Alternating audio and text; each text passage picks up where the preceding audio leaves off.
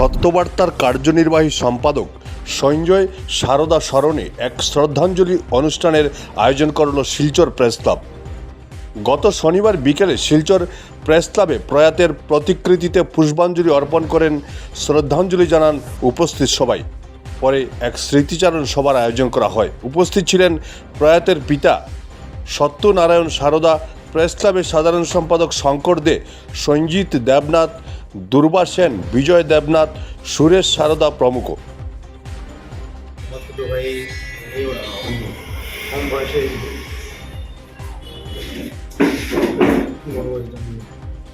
আর এই সময় পরিবারের একটা অনেক দুঃখর বিষয়, কেন কি বাবার জন্য তো একটা ছেলে একটা মেয়ে আর স্ত্রী যাওয়ার জন্য অনেক দুঃখজনক হয়ে যায়।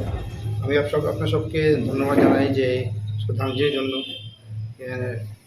এটা ওর জন্য একটা ভালো একটা মেসেজ হবে। ভালো কাজ এটা করে গেছে, আশা করি আমরা এটা কন্টিনিউ করতে পারি, যাতে আমাদের ফ্যামিলি তো এটা অবদান অনেক কিছু আছে।